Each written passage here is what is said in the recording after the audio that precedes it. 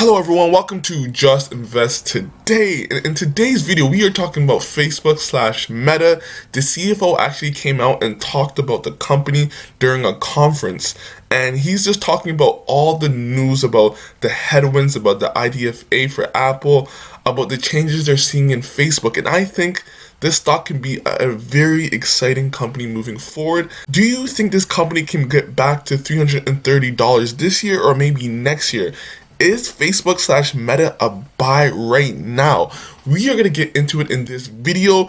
Tell me what you think about what the CFO said. Are you bullish? Are you bearish? Is Facebook going downhill? Is it uninvestable? Or do you see a lot of opportunity with Facebook stock? But before we get into the video, can you please like it and subscribe to my channel? I'm always providing you guys with so much new content, so like it and subscribe, man. Click that subscribe button right now. So Meta has crashed like 44%, 45%. This is September 2021. It was at $377, so 44% decline. And there's been so much issues. There's been so much talk about Facebook and Meta and how the business is not the same.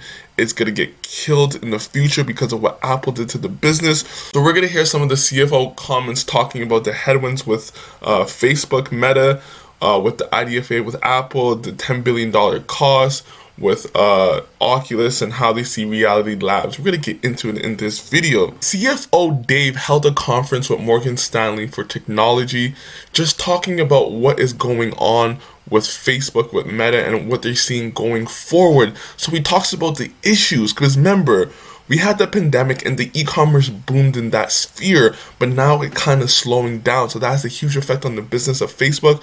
On top of that, they're projecting only 3 to 10% growth, and that's scaring people away because they saw the Apple changes and how that's affecting the business. So he talks about what he's seeing going forward with Facebook, with Meta. So by the second half of the year, we will begin and we will be lapping the Apple ATT changes. At the same time, we expect to continue to improve the targeting and measurement in this new environment. And then long term, on the advertising front, we see opportunity to utilize more artificial intelligence and machine learning to optimize ads using less data. And that's what they're predicting, and that's what they've been talking about, is actually using less data to actually target better. And that's going to be an amazing tailwind for Facebook, because you don't have to keep relying on Apple to use data, or Google to use data to target ads or target people. So this is going to be huge for Facebook moving forward, and they're saying by the second half or maybe third or fourth quarter, they're going to see huge improvements to this. And then there is Reels. That's a headwind today, but we think long term it can be a big opportunity for us. The short term video opportunity is very large. It's very monetizable. And remember, people keep talking about Reels not being able to monetize properly, and they're not seeing the good aspects of Reels. But the CFO is coming out and saying, no, this is just a temporary headwind. They are going to be able to monetize Reel really efficiently moving forward as they get better at it. So, man, do you realize how much net income and revenue this can generate? Reels is actually growing faster than stories at this point. So there's huge opportunity there. So we think that will shift from being a headwind on impression growth in 2020 to being a tailwind as we start to put more ads in Reels going forward. This is going to be super important for Facebook moving forward. And people can't see it because they're all focused on the short term. That's the huge issue with people looking at Facebook and Meta. They're like, oh my God, short term, 3 to 10%, not realizing that's just the first quarter. He also talks about how the IDFA changes and how that affected business and how that has a $10 billion hit. But that is not incremental. That is actually, he said, is aggregate. That is a big difference. That's not just incremental impact in 2022. It's in the second half of 2021. Revenue would have been correspondingly higher as well, certainly up to the tune of several $billion. And I think there hasn't.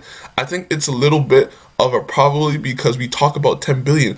I think there was some misunderstanding that that magnitude of the headwind outlook has changed substantially. It really hadn't. One of the bigger factor really in sort of Q1 guidance was the demand softness we are seeing in the verticals like e-commerce. So the bigger headwind is actually the e-commerce and how it's kind of softened over time because of the huge tailwinds during the whole pandemic, and that's kind of softened now. One of the most interesting things when it comes to the idea of changes is that no one talks about the impact to other businesses. It's only Facebook, which is just mind-blowing. Look what he says. And obviously this impact doesn't just hurt us, it hurts the whole ecosystem and advertisers specifically.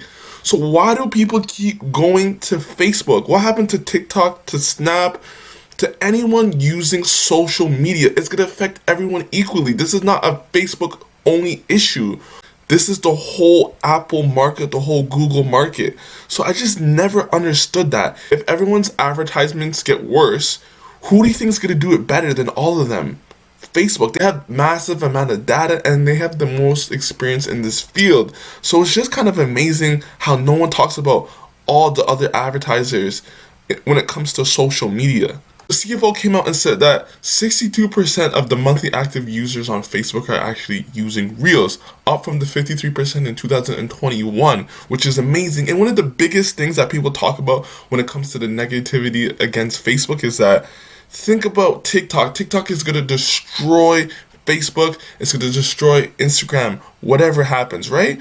But I always said, and I've said this so many times in the past, why does it have to be winner takes all? Why can't it be two players in the same field? Like, I can never understand that. Like, people are just saying it has to be one or the other.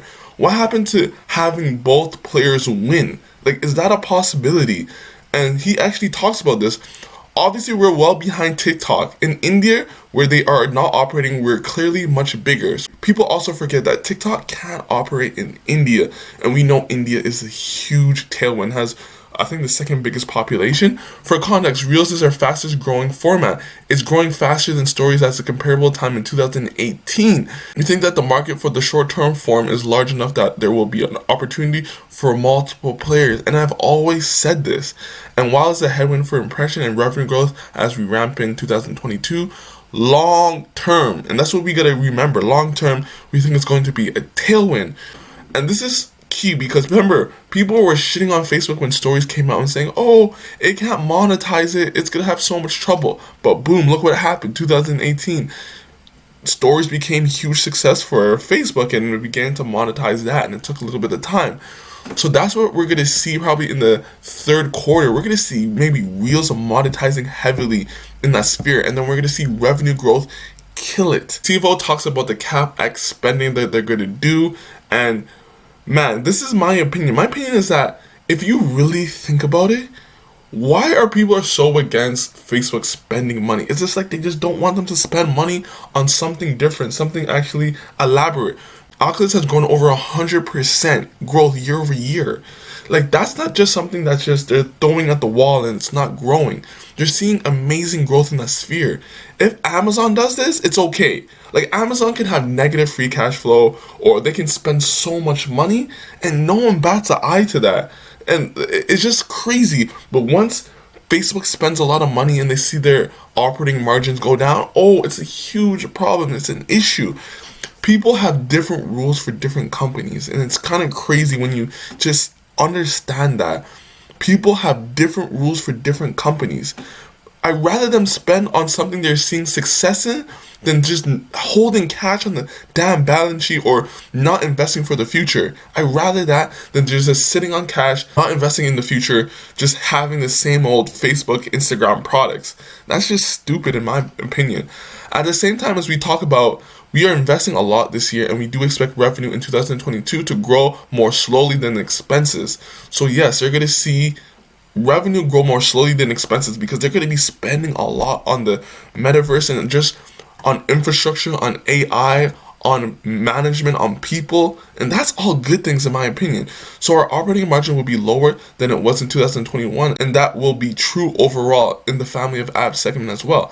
As we look beyond 2022, not providing guidance, but the margin is going to depend heavily on our success in driving the top line, and that's having success in Reels. And I guarantee you, if you believe that they can have success in Reels, then I can see just Facebook just taking off. It's translating our investments in AI and in machine learning into better revenue and engagement growth. And it's building more on-site activity in areas like messaging and shops. And to the extent that we can drive good results with these investments, we will be pushing them harder, and to the extent that we are less successful on those, we can moderate them over time.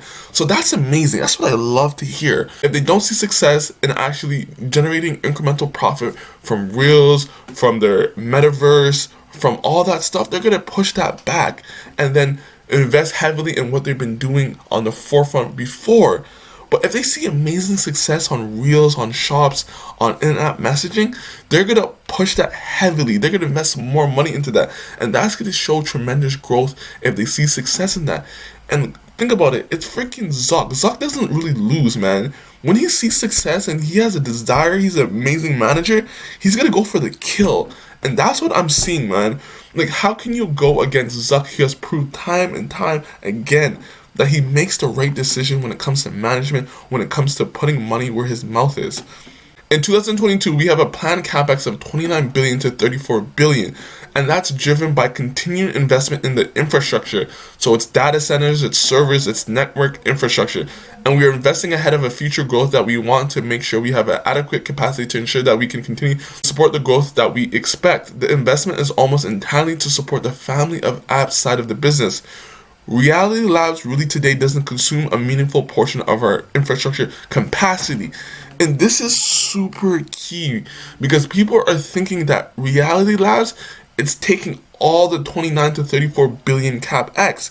But as you see, that's not the case. They're building better data centers, AI, servers, network infrastructure. They're spending more on people. And that's to drive the family of apps, Instagram, Facebook, WhatsApp. That's the growth in those spheres. It's not all about Reality Labs.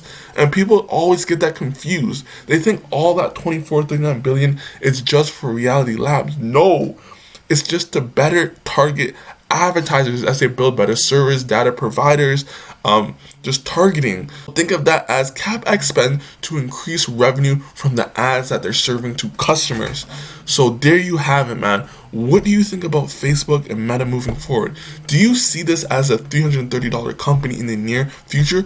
Or is this a bear case that they're spending too much money on stuff that doesn't matter? Reels won't be able to monetize. WhatsApp won't be able to monetize going forward. What do you think about Facebook, about Meta, man? Like this video, subscribe to my channel, and I'll get back to you in the next video. Peace!